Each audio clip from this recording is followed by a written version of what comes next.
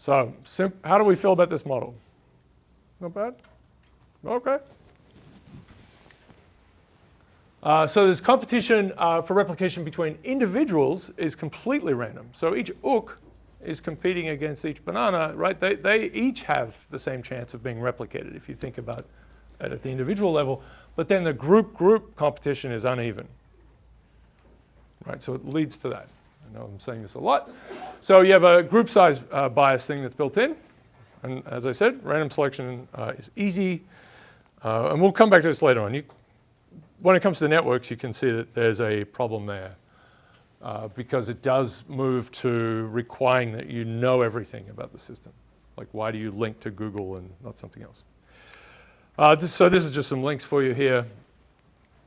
So Polya I've mentioned. So Polya was a big deal for the first return for random walks. And then so Polya is floating around here again for earn models. And it's a special case of some of the things that he solved. So, okay. Yeah, really nice. Okay. Yeah.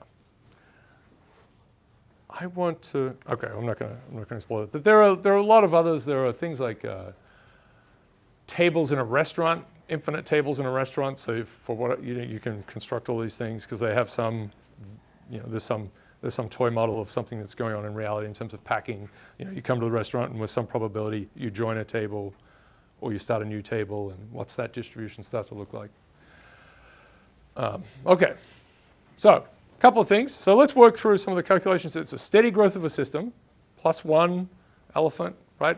By construction, we're going to get a new one. We're only going to get a new one, and one that we haven't seen before. So our number of elephants grows linearly with time, just equals t. Our size of our list of different colors of elephants grows at a slower rate. So there's going to be roughly rho times t different elephants, different types of elephants, or it would be rho times t different words. Right? Okay. So your lexicon and so this would be the text and the lexicon. Or number of tokens and number of types, which is often used as well. Types and tokens, I don't know. I don't think that really, anyway, it's used a lot. That's used a lot. It's not as bad as like hyper and hypo. I mean, we have some very silly things we've done where we have the opposites of each other basically sound the same, which is like, why is the patient dead? Anyway, so words. When you're creating, let's say, a new word or a new elephant in your case, yeah. So you need the knowledge of the embrace it, yeah. previous system, because otherwise you necessarily might not be creating a new one. Oh yeah. So you do need to have a running list of elephant colors. That's true.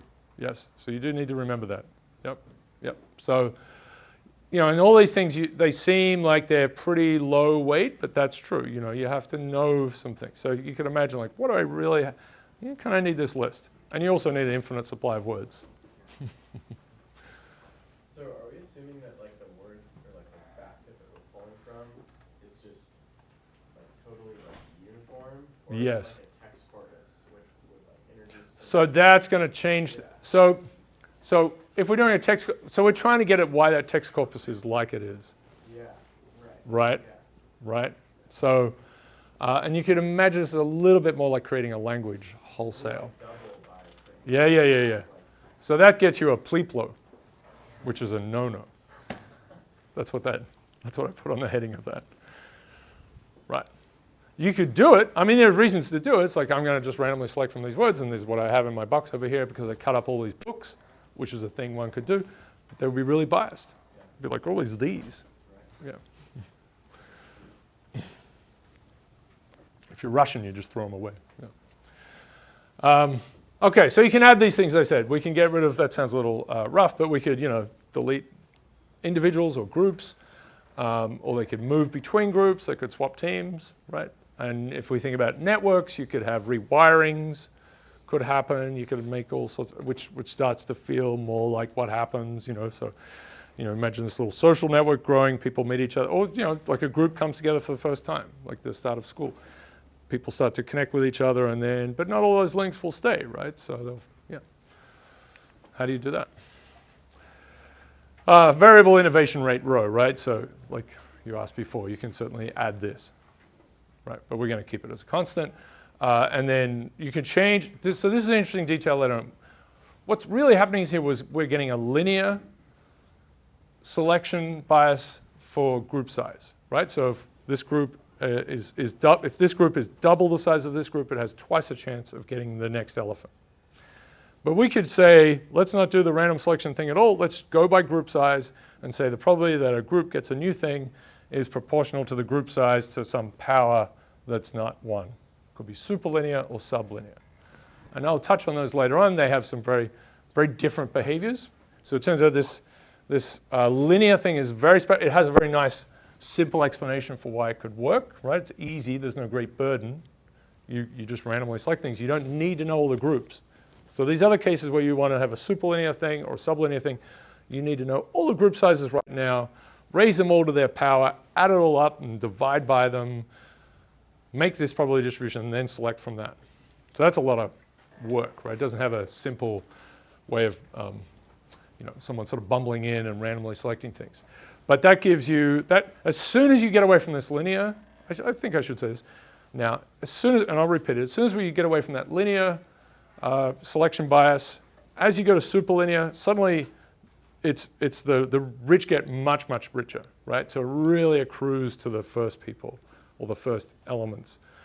And once it's like to the power of 2, then there's really just one node that gets everything, or one group that grows enormously. If it's sublinear, then you still get power law kind of things coming up, but they're truncated. And there are some complications. But you get a power law, but it has a little shelf. So no, you can't get too far ahead. Progressive taxation, I think, is what that is. Okay. So as I said, the mechanism then is not as simple.